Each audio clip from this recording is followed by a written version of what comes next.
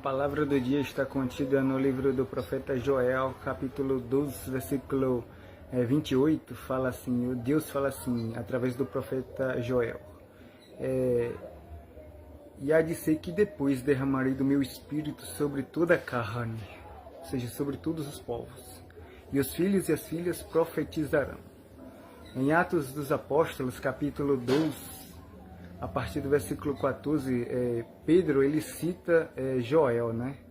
E essas coisas estavam acontecendo para se cumprir o que o profeta Joel falou, né? Que os filhos e as filhas iam profetizar, os jovens iam ter visões, os velhos iam ser nações, e também sobre os servos e servas, naqueles dias Deus ia derramar do seu espírito e eles iam profetizarem, né? Ou seja, em Pentecostes se cumpriu esta escritura, né? Jesus foi glorificado e os discípulos dele receberam o Espírito Santo, o Espírito de profecia, né? Que os profetas recebiam. E eles também, apóstolos, receberam esse Espírito, né? O Espírito Santo. O Espírito Santo é o Espírito de profecia, né? É o Espírito que revela, né? Que revela as coisas futuras, né? As coisas presentes, as coisas de Deus, né?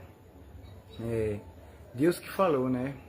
Que ia derramar o Espírito dele sobre toda a carne, e os filhos e as filhas ia profetizar.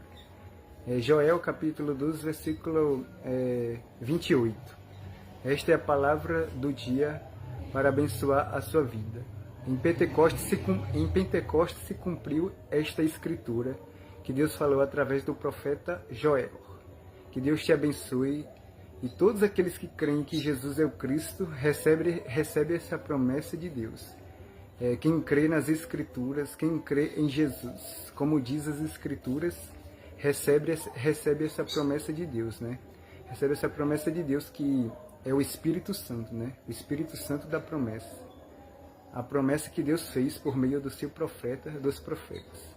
O Espírito Santo de Deus. Se a pessoa crê em Jesus, como diz as Escrituras.